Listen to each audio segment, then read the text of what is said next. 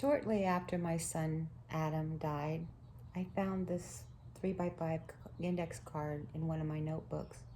It was written in pencil, just one question. A question I must have written months earlier when I was looking for ideas for my neuroscience work. The card said, "When the worst has already happened, who will I be?" When I wrote that question, it was theoretical, but when I found it again, the worst thing had happened. So I picked it up and I added 5 words in ink: loving, quiet, forgiving, curious, aware. Those weren't descriptions of how I felt. They were actually like instructions for who I might still become.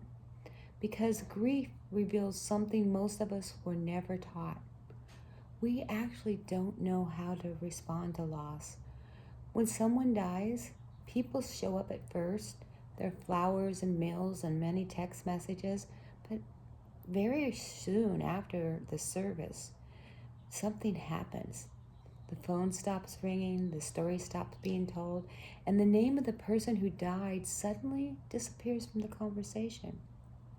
I call this the second rupture of grief. Not the loss itself, but the silence that follows it. Neuroscience helps explain why the silence feels so painful. When someone we are deeply bonded to disappears, the brain's amygdala, the alarm system, detects loss. Humans are involved to survive in groups. So isolation can register in the nervous system as danger.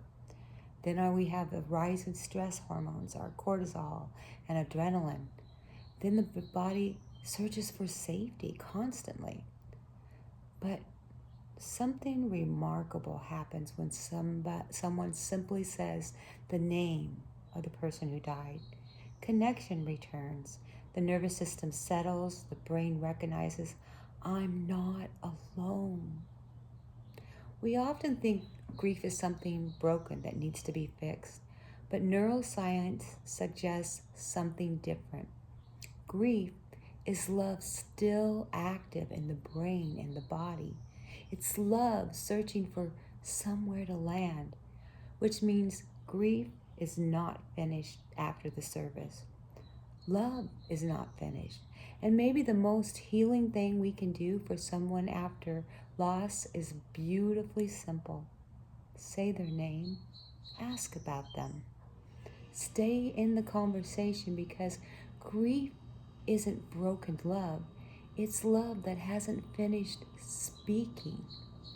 And perhaps that's why this year's theme, Unfinished, resonates so deeply. Because after loss, the question becomes the same one written on this index card. When the worst has already happened, who will I be? Maybe the answer is this: someone whose love is still unfinished.